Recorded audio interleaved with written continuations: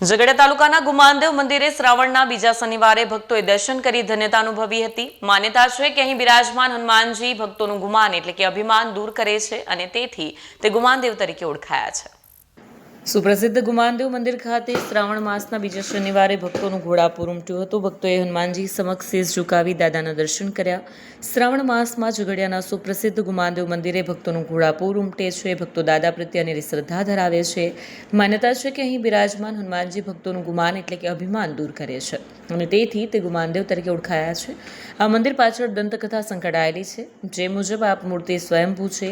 ગુલાબદાસજી મહારાજ કે જેઓ અયોધ્યાના હનુમાનગઢીના સંત હતા, તેઓ અહીં આવ્યા હતા અને તેઓને સ્વપ્નમાં મૂર્તિ અંગે આભાસ થયો અને આ મૂર્તિ સાથે કોઈ શિયાળ ચોંટેલું હોય તેને ગુવાડિયાઓ મારતા હોવાનો આભાસ થયો।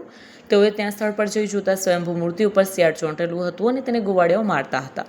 સંતે શિયાળને છોડાવી સ્થાનિકો સાથે વાત કરતા જાણવા મળ્યું કે આ શિયાળ રોજ અહીં આવી મૂર્તિને ગમે ત્યાં અડતું હતું, જેથી આજે તેના કર્મોની સજા મળી।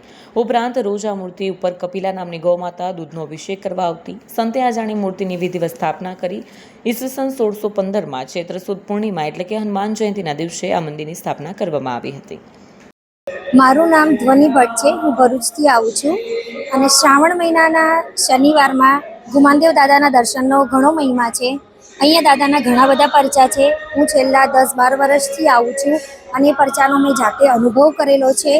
અહીંયા રાત્રે પદયાત્રીઓ પણ ચાલતા ગુમાનદેવ દાદાના દર્શન કરવા આવે છે અને પદયાત્રીઓને ઘણા બધા લોકો સેવા પણ આપે છે। એ લોકોને પડતી મુશ્કેલીઓનો સામનો પણ લોકો કરીને ચાલતા આવે છે। જય શ્રી રામ।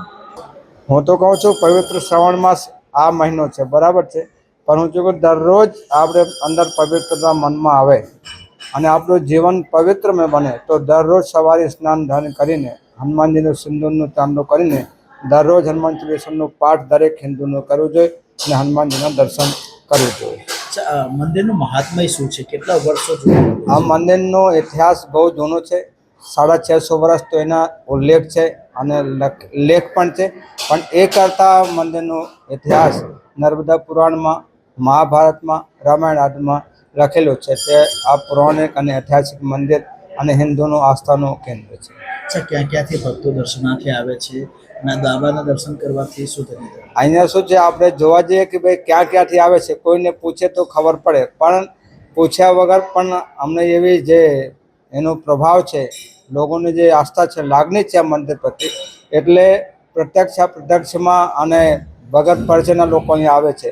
જે સુરત, વડોદરા, વાપી, વલસાડ એવા અમદાવાદ સુધી રાજપીપળાથી લોકો અહીંયા ચાલીને આવી રહ્યા છે।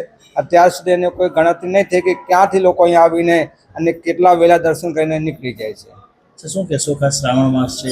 શ્રાવણ માસમાં હું એ જ કહીશ કે દરેક હિન્દુ સનાતનને એક ને એક દિવસ ઉપવાસ કરવો જોઈએ અને ભગવાન પ્રત્યે આહાર વિહાર રાખવો જોઈએ અને શાસ્ત્રો, ગુરુ, સંત, ગાયનું સન્માન કરવું જોઈએ।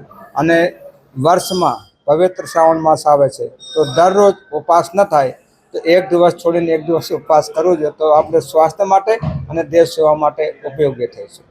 વિડીયો જર્નાલિસ્ટ કરણસિંહ સાથે સેટેટીવી ન્યૂઝ ઝઘડિયા।